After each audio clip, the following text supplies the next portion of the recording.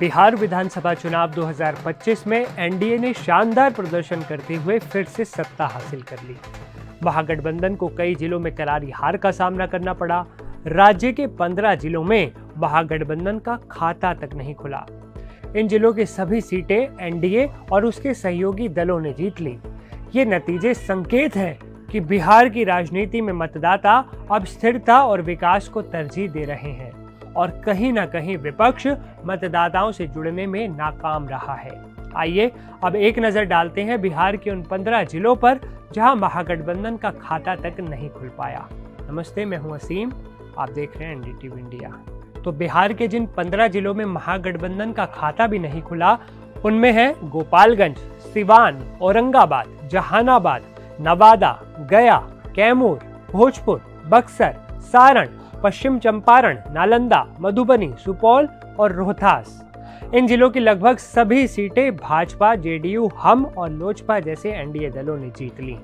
महागठबंधन के उम्मीदवार कई जगहों पर दूसरे या तीसरे स्थान पर रहे, लेकिन जीत हासिल नहीं कर सके। दरअसल एनडीए ने इस चुनाव में पूरी तैयारी के साथ मैदान संभाला। भाजपा और जेडीयू ने सीट बंटवारे से लेकर प्रचार तक मिलकर रणनीति बनाई। हर जिले में जातीय समीकरण, विकास कार्य और प्रधानमंत्री नरेंद्र मोदी की लोकप्रियता का सीधा असर देखा गया। औरंगाबाद, कैमूर और बक्सर जैसे जिलों में भाजपा का संगठन और जेडीयू के स्थानीय कार्यकर्ताओं का तालमेल एनडीए को बढ़त दिलाने में निर्णायक साबित हो गया।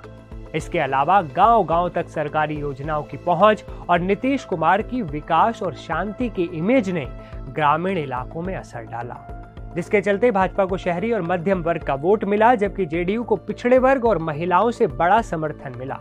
और दोनों दलों का ये संतुलन महागठबंधन के लिए बड़ी चुनौती बनकर सामने आया। आइए अब नजर डालते हैं कि बिहार में किसका खेल हुआ और कौन फेल हुआ। बता दें कि उत्तर बिहार यानी मिथिलांचल और कोसी क्षेत्र में भाजपा और जेडीयू ने बेहतरीन प्रदर्शन किया।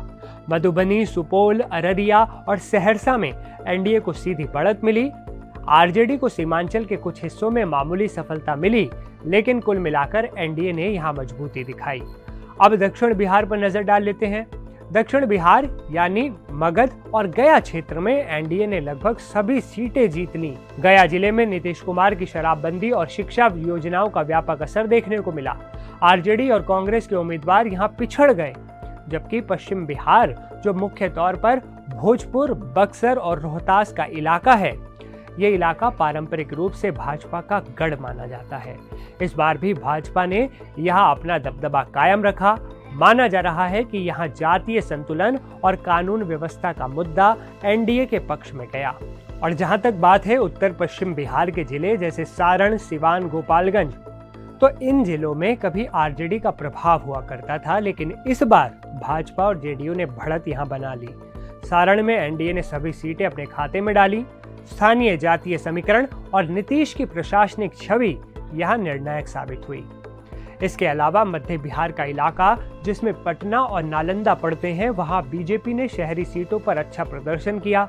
नालंदा इस बार भी नीतीश का पारंपरिक गढ़ बना रहा। महागठबंधन यहां कोई भी खास प्रभाव नहीं दिखा सका। और आखिर में ये समझना जरूरी है कि इस चुनाव में महिला मतदाताओं की भागीदारी निर्णायक रही। नीतीश कुमार की योजनाओं जैसे साइकिल योजना, नल जल योजना, उज्ज्वला और आरक्षण नीति का असर महिला वोट के रूप में नजर आया।